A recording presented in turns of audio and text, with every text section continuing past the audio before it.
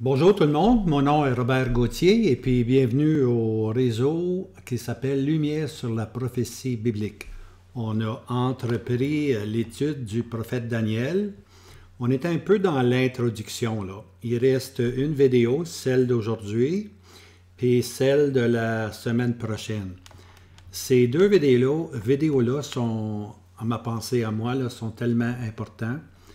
Et puis c'est peut-être les deux vidéos les plus importantes qu'on a à saisir avant de vraiment comprendre le livre de Daniel. Alors, on vous encourage à partager ces vidéos avec des amis, hein, et puis les envoyer tout simplement par courriel à un et à l'autre. Et puis ceci, c'est une façon d'introduire les gens à connaître la prophétie. Alors, si vous voulez, on va commencer immédiatement. On s'en va ici. Voici. La dernière diapositive était celle-ci. Tous les prophètes attestent que Israël est identifié comme une nation païenne. Hein? Voilà, c'est pas tellement bon peinturé, hein, comme vous voyez. Alors, une nation païenne. Alors, Israël est ce qu'on appelle ici, appelé en hébreu, Goïm. Goïm veut dire une nation païenne. OK? Alors, comme je disais dans la prophétie, dans la vidéo d'aujourd'hui, on verra trois autres noms attribués, OK, par le prophète Osée. Osée, lui, ne dit pas seulement Goïm. Osée ajoute un autre nom, ici, Jisraël. Il en ajoute un autre, Lo-Rukama, puis il en ajoute un autre, Lo-Ami. Alors, quand on va mettre ces quatre noms-là ensemble, on va vraiment avoir la pensée de Dieu. C'est important, je le dis, c'est important d'avoir la pensée de Dieu. Alors, on continue. Voici maintenant, on est rendu vidéo numéro 6. Hein? Un bon Daniel peut aller partout dans la prophétie. Alors aujourd'hui, on va voir Goïm, Lo-Rukama, Lo-Ami. Et puis, on va regarder aussi à des chartes des temps. Ça, c'est bien important. Les chartes, vous allez voir, là, il y a beaucoup de travail là-dedans. Puis, en tout cas, vous allez peut-être l'apprécier. Alors, voici maintenant.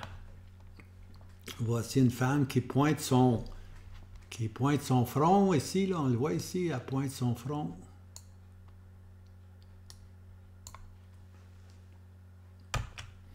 Goïm est écrit sur son front. Hein? Alors, la nation d'Israël, comme la prostituée dans l'ère chrétienne, va avoir écrit sur son front Babylone, hein, la mère des prostituées. Eh bien, Israël a sur son front écrit Goïm, une nation païenne. Alors, Goïm, comme je mentionnais, veut dire une nation païenne, puis on prend cette expression-là dans Jérémie 25, versets 15 à 21. Hein? Va vers les nations, hein? Fais-leur boire la coupe de ma fureur. Alors, les nations, ce sont les nations païennes, et puis on commence avec qui? On commence avec Juda, et puis Jérusalem. Ce sont les premières nations païennes à prendre la coupe de la fureur de l'Éternel. Alors, il y a deux grandes lignées des prophètes, OK? On les simplifie simplement, là. La pré-captivité, c'est-à-dire avant la prise de Jérusalem par Nebuchadnezzar. Alors, tous ces prophètes-là, avant Nebuchadnezzar, on appelle ça la pré-captivité. OK? À partir de Nebuchadnezzar, on appelle les prophètes post-captivité, après la captivité, après que Jérusalem a été détruit, et puis Nebuchadnezzar devient maintenant le serviteur de l'Éternel. Okay? Alors ça, c'est les deux grandes lignées. Je vais pas essayer de vous donner là, qui est qui, quel est quel, mais ces deux mots-là, pré-captivité avant Babylone, post-captivité après la prise par Nebuchadnezzar, roi de Babylone. Alors, dans le passé, j'ai beaucoup cité les prophètes Daniel, Jérémie et Ézéchiel. Maintenant, ce qui est intéressant, c'est que les trois sont contemporains. Je répète un peu ce que j'ai dit en terminant l'autre vidéo. Mais c'est important de réaliser qu'il était contemporain. Hein? L'apôtre Pierre dit « Je ne cesse de vous mettre ces choses en mémoire ». Alors les apôtres répétaient souvent les mêmes choses pour qu'on les garde, tu vois, dans notre mémoire et dans notre cœur. Alors Daniel, Jérémie, Ézéchiel ont vécu dans la même période. Ils sont contemporains. Okay? Maintenant, Daniel, lui, est allé dans les palais à Babylone. Alors, lorsqu'on parle de Daniel, il est à Babylone, dans le palais du roi. Et puis, Jérémie, lui, durant cette période-là, Jérémie, lui, est resté à Jérusalem. Okay? Puis, Jérémie, lui, exhorte le peuple à se soumettre aux nouveaux serviteurs de Dieu. Il leur dit tout simplement, écoutez, là, Dieu a un nouveau serviteur, soumettez-vous, puis tout va bien aller. Mais le peuple, naturellement, ne veut pas écouter Jérémie, ils veulent le mettre en prison, ils veulent même le tuer. Et puis Ézéchiel, lui, c'est un autre prophète, mais lui, il est allé avec les captifs qui sont allés à Babylone. Okay? Alors lui, Ézéchiel va exhorter le peuple à bâtir des maisons puis de se reproduire parce qu'Ézéchiel sait qu'ils sont là pour une longue période. Hein? Ils sont là pour 70 ans. Alors, bâtissez-vous des maisons, soumettez-vous au roi Babylone, mais reproduisez-vous pour qu'il y ait un peuple pour retourner un jour vers Jérusalem. Alors, il y a une période très importante qu'on appelle le grand péché. Hein? Le grand péché, là, c'est lorsqu'il y a eu la grande séparation. Hein? Quand Jéroboam a dit « À tes tentes, ô Israël », le grand péché, c'est que les 10 tribus se sont séparées. Hein? Puis ont resté Juda puis Benjamin, seuls à Jérusalem, pour ainsi dire, avec la lignée de David. Alors, en 721, okay, en 721, avant le Seigneur Jésus, okay, la séparation et la déportation des 10 tribus par la grande puissance du Nord qui était l'Assyrie. Okay? Alors, les 10 tribus ont été idolâtres, ils ont été amenés dans le Nord, en Afghanistan, tous ces pays-là, et ils sont là jusqu'à ce jour. Ils sont là, ils ne savent même pas qu'ils sont des Juifs. Okay? Maintenant, il va rester 2 tribus, les 2 tribus qui vont demeurer fidèles, Benjamin et Juda, pour environ à peu près 115 ans. Okay? Jusqu'en 606 avant Jésus-Christ. Ça, c'est la date où Nebuchadnezzar a pris le temple. Hein? Alors, il y a vraiment une période ici, là, une période de... OK. Période de 110 ans, 115 ans, comme 10 ans. Mais comme je disais. Alors, après que les 10 tribus ont été emmenées par l'Assyrien, on approche rapidement de la première division. Hein? Et puis cette première division-là, c'est que lorsque le peuple est connu de Dieu, lorsque le gouvernement de Dieu est avec Jérusalem. Hein? Ça, c'est la première division, pour ainsi dire. Israël était connu de Dieu. Hein? Le gouvernement de Dieu était à Jérusalem. Alors, lorsque les ennemis venaient attaquer Jérusalem, et Israël était connu de Dieu, Dieu protégeait son peuple. Mais à un moment donné, ceci va arrêter.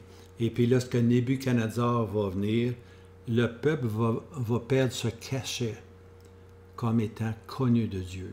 Ils vont perdre le gouvernement de Dieu à Jérusalem, puis le gouvernement de Dieu va être transféré à Nebuchadnezzar, ce qu'on appelle le commencement du temps des nations. En Luc 21, que Jérusalem va être balayée, Jérusalem va passer par de grandes souffrances, et puis on appelle cette période-là le temps des nations. Et puis, on est encore bien-aimé dans le temps des nations. Alors, cette première division, Israël est connu de Dieu. Israël a le gouvernement de Dieu. Alors, tout va bien jusqu'à ce moment-là. Alors, quelques dates. Okay? En 721, comme je mentionnais, Israël, c'est-à-dire les 10 tribus, ont été déportés. En 606, avant Jésus-Christ, Juda, c'est-à-dire les deux tribus, eux vont aller en captivité sous Nebuchadnezzar. Alors c'est là qu'on trouve un écart de 115 ans. Puis durant ces 115 ans-là, Juda a été pire que sa sœur Samarie. Okay? Le royaume de Juda a été pire que le royaume du Nord, pire que les 10 tribus. On a vu ça la semaine passée. Maintenant, on a vu aussi la semaine passée l'apostasie de la sacrificature. Il y avait 25 hommes, puis un de ces hommes-là, c'était le grand sacrificateur. On lit dans Ézéchiel 8, verset 16.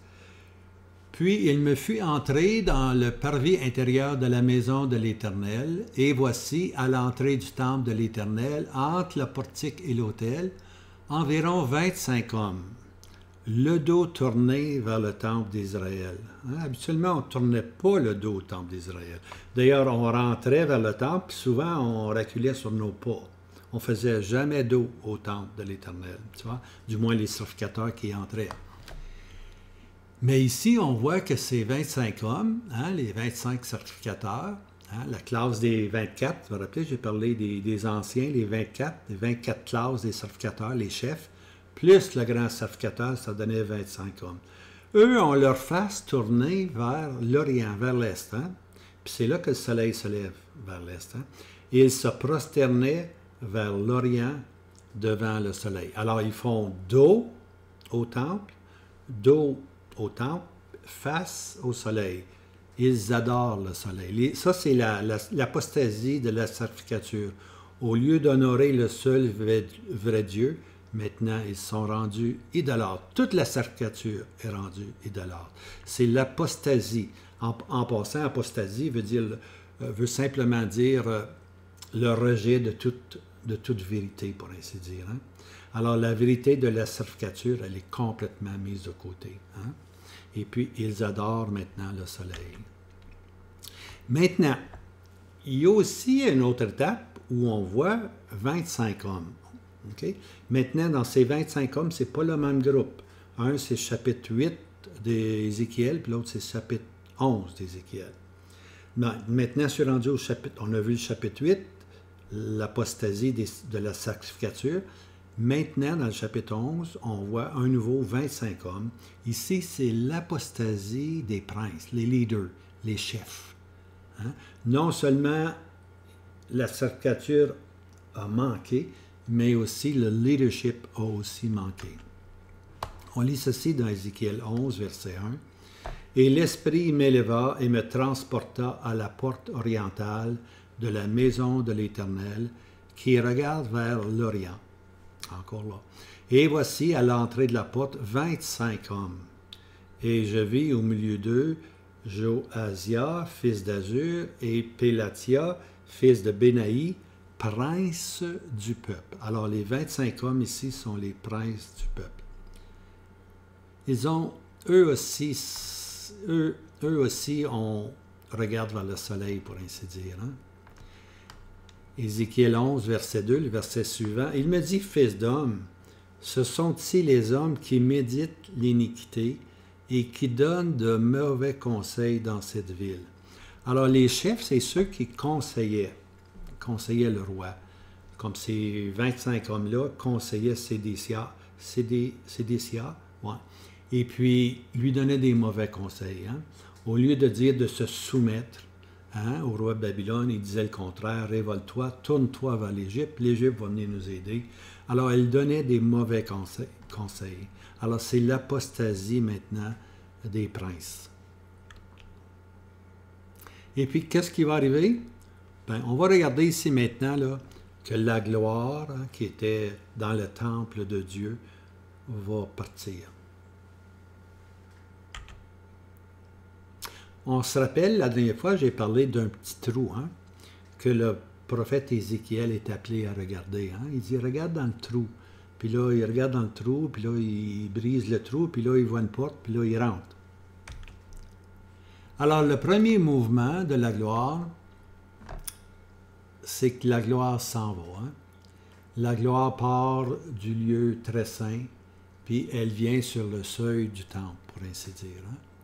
Alors ici, on peut voir que la gloire, elle est réticente. Elle ne veut pas s'en aller. Elle veut pas s'en aller, mais elle doit s'en aller. Elle n'a pas le choix, là. L'apostasie est à son comble. Sacrificature et prince, tout le monde sont en rébellion contre Dieu. Alors, de l'arche du témoignage, la gloire doit graduellement s'en aller. On voit ici qu'elle est réticente à partir, mais elle doit partir. Ézéchiel 9, verset 3, « Et la gloire du Dieu d'Israël s'éleva de dessus le chérubin sur laquelle était, et vint sur le seuil de la maison. » Alors, elle s'élève au-dessus, hein? Il s'éleva de dessus, les chérubins s'élèvent, et puis ils quittent l'arche du témoignage, pour ainsi dire, puis là, ils sont au seuil de la maison, hein? À la porte, pour ainsi dire.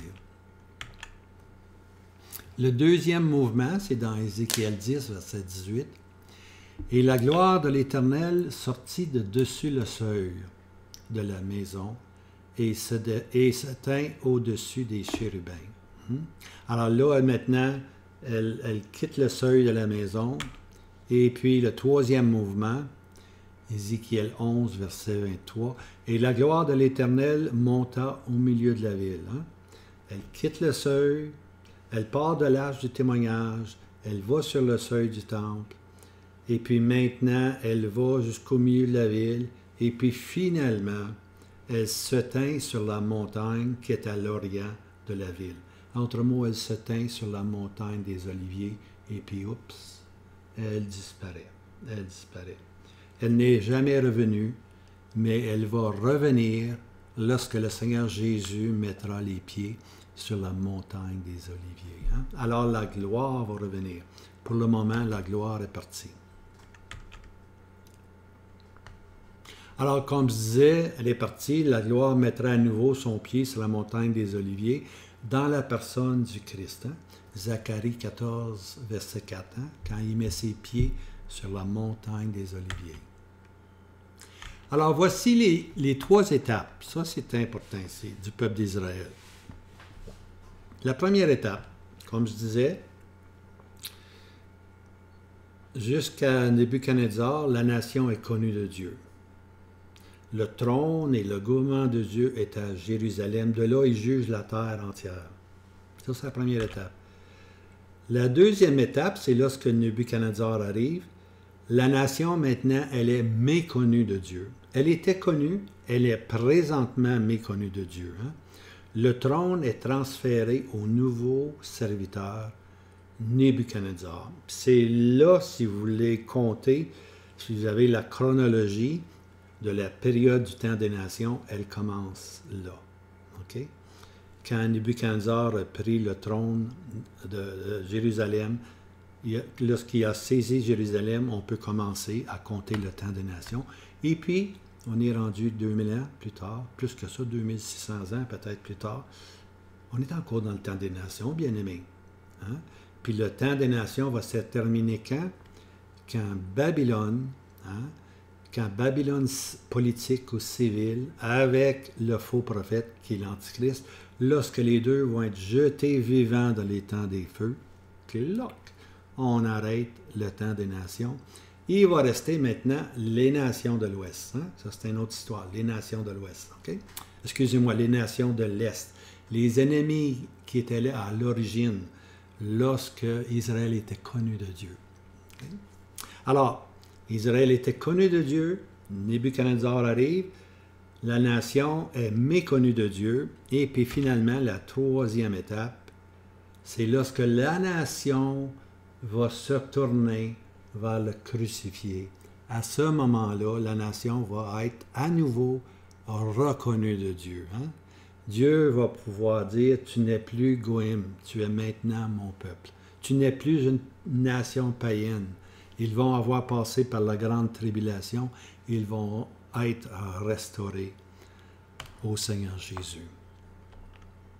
Alors ici, on a le drapeau d'Israël, naturellement. C'est ça. Alors voici. dans le passé, OK, avant que Nebuchadnezzar arrive, en d'autres mots, avant le temps des nations, hein, Israël était connu de Dieu. Ça, c'est le premier drapeau. Ils l'ont eu pendant une longue période, ce drapeau-là. Il a flotté, hein, à Jérusalem. On est connu de Dieu, on est connu de Dieu, on est l'Israël de Dieu. Mais malheureusement, à cause de l'apostasie des sacrificateurs, à cause de l'apostasie, hein, des chefs, des princes, ils ont perdu ce caractère-là. Et puis, ils ont hérité, pour le présent, ils vont hériter d'un autre caractère complètement différent. Hein? Ça, c'est encore maintenant, avec Nebuchadnezzar a commencé le temps des nations. Alors, pendant cette période-là, le présent, présentement, là, depuis Nebuchadnezzar, c'est encore le présent, Israël est méconnu de Dieu. Ils étaient connus, ils sont maintenant méconnus de Dieu. Okay? Et puis la troisième étape, voici le troisième drapeau, la troisième étape, c'est dans le futur. Dans le passé, ils étaient connus. Dans le présent, ils sont méconnus. Et puis dans le futur, hein, c'est-à-dire après le temps des nations, hein, quand Babylone va être détruit, quand Babylone politique va être détruit, en passant, lorsque Babylone politique va être détruit, c'est le signe que Jérusalem est sur le point d'être restaurée. Hein? Alors, je dis simplement ceci en passant. Là. Et puis, Israël va être de nouveau reconnu de Dieu. Hein? Finalement, elle va retrouver sa place. Et ils ne seront plus à la queue dans le futur, ils vont être à la tête. Hein? Et puis, 10 hommes de toute nation voudront simplement toucher le bas de la robe d'un juif. Hein? Israël va être vraiment à la tête. Puis les nations vont être bénies à travers Israël. Ah si, excusez-moi. Voici maintenant la charte à partir d'un langage poétique. Okay? C'est un peu différent, là. C'est la même pensée, mais vue d'un langage poétique. Okay? Dans le passé, Israël était connu. Hein? Arrive Nebuchadnezzar, c'est le présent. Israël est méconnu, on est encore là. Et puis, un jour plus tard, dans le futur, Israël, lorsqu'ils vont se tourner vers le Messie, ils vont être de nouveau reconnus. Okay? Alors, connu, méconnu et reconnu. Voici le langage poétique. Dans le passé, Israël était la bien-aimée. Ah oui, elle était connue de Dieu, elle était la bien-aimée. Dans le présent, elle est la désolée. Hein? La désolation d'Israël, on a juste qu'à regarder Israël est désolé. Mais dans le futur, hein, Israël va être restauré. Alors, on a le langage là. La bien-aimée dans le passé, dans le présent, la désolée, puis dans le futur, la restaurée. Elle va de nouveau être à la tête et non plus à la queue. Hein? Alors, la bien-aimée, ça c'est avant que Nebuchadnezzar arrive. Une fois que Nebuchadnezzar est arrivé, puis a détruit Jérusalem, puis a pris le trône, le gouvernement, pour ainsi dire, Dieu lui a donné le gouvernement du monde. Ça, c'est Israël aujourd'hui, depuis cette période-là. Et puis finalement, dans le futur, lorsque les temps des nations vont se terminer, Israël va être de nouveau restauré, hein? Va être de nouveau reconnu, pour ainsi dire. Alors maintenant, je rentre un peu là, dans un petit peu de technicalité, si on peut dire. OK, le premier ennemi, c'était l'Assyrien. Hein? C'est l'Assyrien qui est venu puis qui a emmené captifs les 10 tribus. Ça, c'est le premier ennemi. L'Assyrien est apparu quand? Quand Israël, ici, là, était connu de Dieu. Alors, quand Israël est connu de Dieu, voici l'ennemi numéro 1. Ici, l'Assyrien. Quand Babylone, OK, ou Nebuchadnezzar, quand Babylone rentre en scène, pour ainsi dire, OK, l'ennemi, c'est Babylone. OK, c'est la période des nations. C'est vraiment Babylone. Et puis, le dernier empire, on va le voir dans Daniel, le dernier empire, c'est les Romains. Mais la parole prophétique nous dit que l'empire romain doit reprendre vie. Hein? Et puis, Israël va revivre encore cette puissance-là de Babylone. OK? Alors, l'ennemi, dans le présent, hein, va être Babylone, simplement. Et puis, finalement, dans la dernière étape, lorsque Israël se tournera vers l'ennemi, hein, Israël sera de nouveau reconnu. OK? Alors, Israël va être de nouveau reconnu ici. Puis, qui est-ce qui va apparaître sur la scène encore de nouveau? L'Assyrien. Alors, c'est pour ça que M. Darby a toujours dit, le premier ennemi deviendra le dernier ennemi. Je sais qu'on ne parle pas beaucoup de l'Assyrien, mais ce sont des vérités dans la parole de Dieu. Alors, le premier ennemi, lorsqu'ils étaient connus, dans la période où ils sont méconnus, c'est Babylone, le temps des nations. Mais une fois que le temps des nations se termine, Israël est de nouveau reconnu. Puis qu'est-ce qui apparaît encore de nouveau? C'est l'Assyrien. Okay? Alors, l'Assyrien historique, c'était tous ces pays-là qui étaient en Mésopotamie, qui contrôlaient tout. Et puis maintenant, l'Assyrien futur, si on peut dire, ce sont les pays arabes et les pays musulmans. Okay? L'Assyrien, c'est un thème géographique. La géographie peut avoir changé. Les nations se sont repeuplées sous différents noms, différentes géographies, mais c'est toujours cette haine. Je vous le dis, là, l'Assyrien haït que Jérusalem soit le centre de Dieu. Alors, cette même haine du premier Assyrien va de nouveau réapparaître dans l'Assyrien prophétique. Et on le voit aujourd'hui. On voit les pays au nord d'Israël qui veulent anéantir Israël, pousser Israël jusqu'à dans la mer Méditerranée, qu'Israël soit complètement noyé, complètement oublié, qu'on ne fasse plus mention du nom d'Israël. C'est ça qui se passe maintenant dans les coulisses. C'est vraiment ça qui se passe. Maintenant, la période où Israël est méconnu, la période où Israël est désolé, va prendre fin à la fin des 1260 jours. Maintenant, c'est la dernière semaine de Daniel. Okay? La dernière semaine de Daniel se divise en 1260 jours deux fois. Okay? Alors, 3 ans et demi et 3 ans et demi. Ici, on parle, quand Apocalypse parle de 1260, c'est toujours une référence aux 3 dernières années et demie de la dernière semaine. Alors, lorsque les 1260 jours, ou les 3 ans et demi, ou un temps des temps, ou la moitié des temps est terminé, à ce moment-là, Israël va être de nouveau maintenant reconnu de Dieu. Et puis, qu'est-ce qui va arriver dans cette période-là? C'est dans cette période-là, il va y avoir Daniel 12, les derniers versets de Daniel 12 nous parlent de 1260 jours, un temps des temps, la moitié des temps. Il parle aussi de 1290 jours. Puis finalement, il dit « Bienheureux celui qui sera à 1335 jours. » Okay? Alors, 1280 jours, c'est la période où on en a fini avec Babylone, on en a fini avec le faux prophète, l'Antichrist, ont été jetés, les deux dans les temps de feu. Ça, c'est 1260 jours. Mais il reste encore 75 jours, bien-aimés. Puis à 1280 jours, c'est le roi du Nord qui va être détruit. Puis à 1335 jours, c'est maintenant Gog. Gog, le prince de Magog, qui est le tsar de la Russie, qui, même si les villes, même si Jérusalem, même si la gloire est revenue à Jérusalem, même si la ville habite sans aucune protection, à des portes ouvertes parce que le Messie est là, la Russie s'en fout bien de ça. Ils ne croient pas en Dieu. Ils vont venir pour attaquer Jérusalem comme s'ils pouvaient la prendre comme une seule bouchée, pour ainsi dire. Mais ils vont trouver leur fin. Et puis 1335 jours, bienheureux celui qui sera à 1335 jours.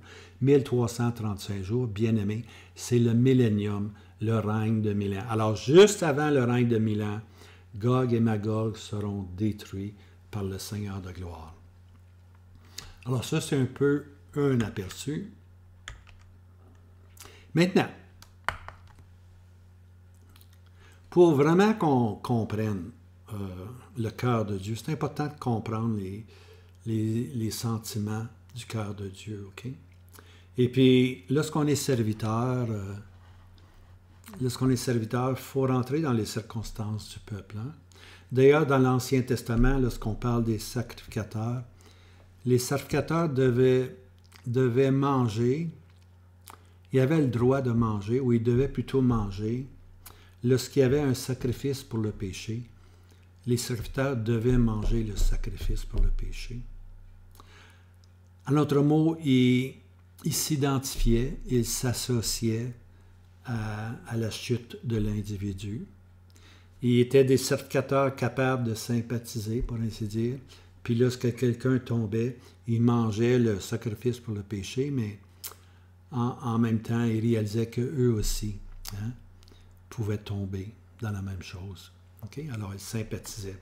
Alors, Dieu souffre, si vous permettez l'expression, Dieu souffre du fait qu'Israël lui est infidèle, beaucoup infidèle. Hein? Ils offrent même leur fils en sacrifice à Baal. Et puis, alors Dieu est vraiment attristé, et puis Dieu doit rejeter son peuple. Puis Dieu appelle maintenant un prophète du nom de Osée. Puis Dieu dit à Osée, Osée, prends-toi une femme prostituée. Quelle histoire, hein? Prends-toi une femme prostituée. C'est que Dieu veut que son serviteur, Osée, ressente ce que lui, Jéhovah, ressent avec l'infidélité d'Israël, de la nation d'Israël. Alors Dieu lui dit, prends-toi une femme prostituée, Osée. Entre dans les mêmes circonstances que moi je passe à travers. Alors, Osée 1, verset 2, commencement de la parole de l'Éternel par Osée. Et l'Éternel dit à Osée, va, prends-toi une femme prostituée. Quelle étrange instruction, n'est-ce pas? Hein? Alors, comme je disais, Dieu veut que son prophète entre dans les mêmes sentiments que Jéhovah ressent par rapport à Israël, qui s'est continuellement conduit comme une prostituée. Elle-même faisait des cadeaux à ses voisins. Habituellement, c'est le voisin qui vient vers la prostituée qui fait des cadeaux. C'était abominable, abominable. Alors, comme je disais, le prophète est appelé à vivre ce que Jéhovah ressentait. Hein?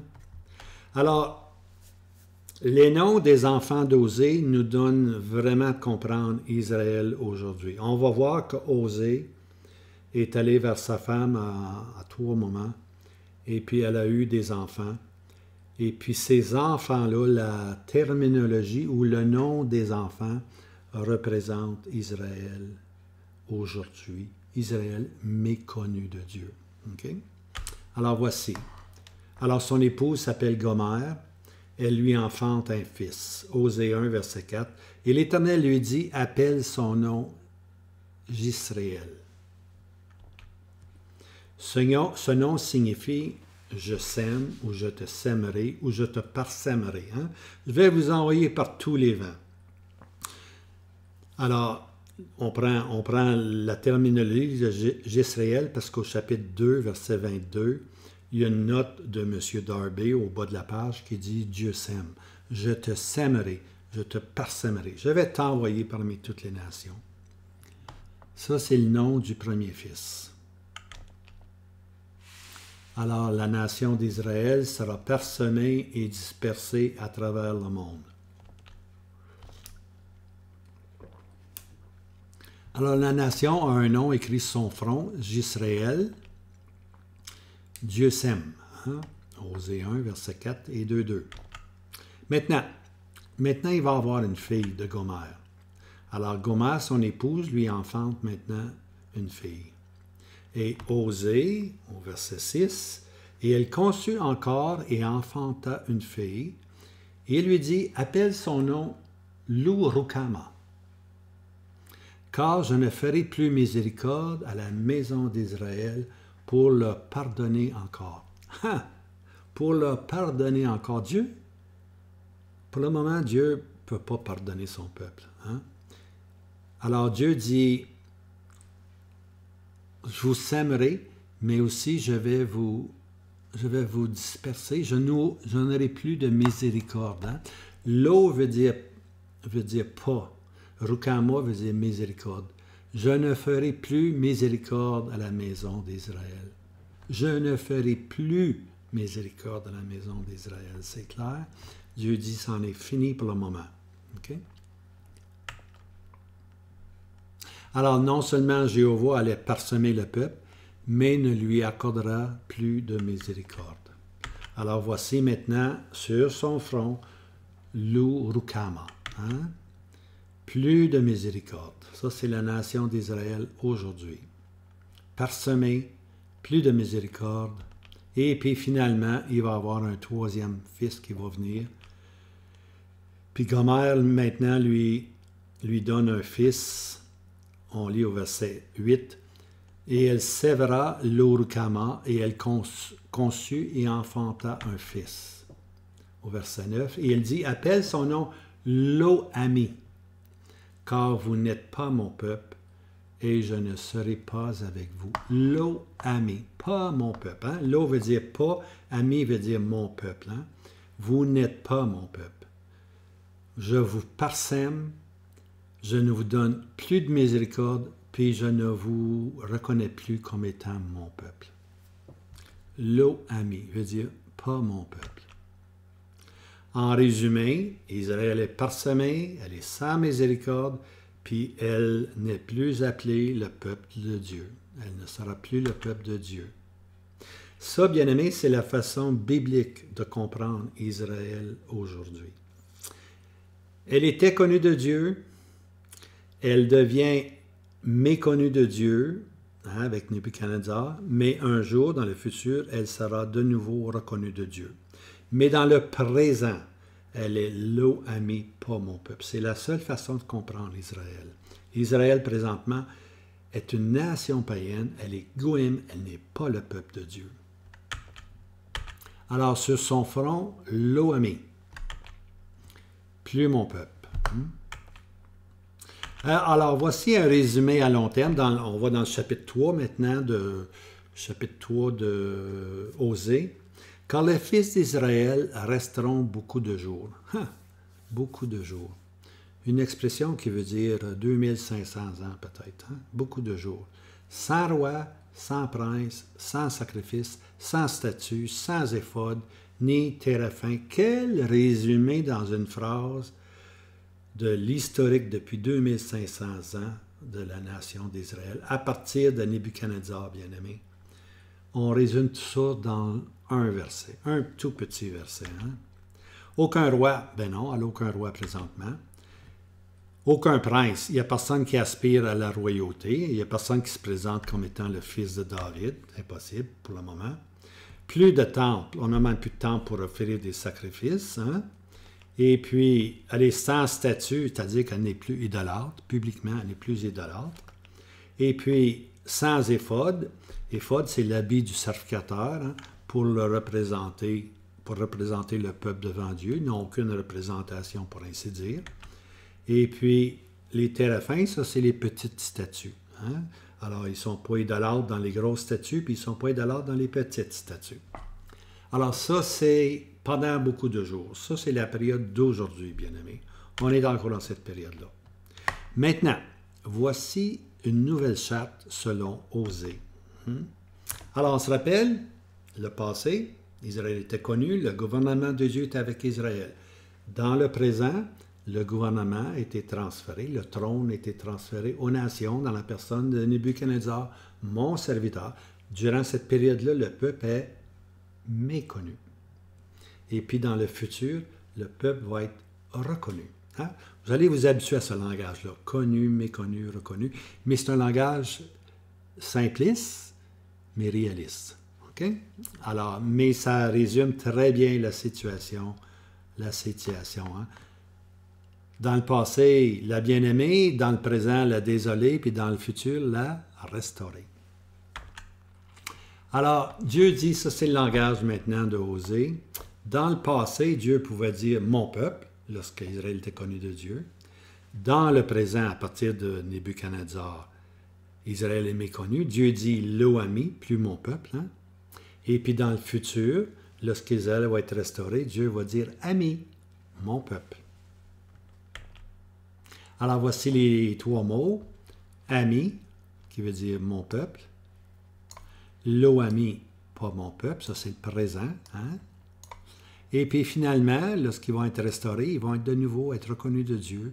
Ils vont dire, Dieu va dire Ami, mon peuple. Et puis, voilà ici. En ce jour-là, bien-aimés, ils sont Lo-Ami, pas mon peuple. Goïm, une nation païenne. C'est ça qu'ils sont aujourd'hui. Israël, faut qu'on connaisse Israël comme étant Lo-Ami, pas mon peuple. Hein? Ou la délaissée, ou bien donc la désolée. Hein? C'est ça qu'Israël est aujourd'hui. Et puis ceci, naturellement, complète cette vidéo. Et puis dans la prochaine, dans la partie 7, maintenant, on va voir la question, doit-on prier pour Israël? Et puis, Dieu a-t-il abandonné son peuple? Hein? C'est deux questions bien touchées un peu, ça. Mais il faut s'en remettre à la parole de Dieu. Il faut écouter la parole de Dieu. Il faut écouter les prophètes. Alors, je vous laisse avec ceci. N'oubliez pas, un bon Daniel peut aller partout dans la prophétie. Alors, que Dieu vous donne un bon week-end, les amis. Que le Seigneur vous garde. À bientôt, alors.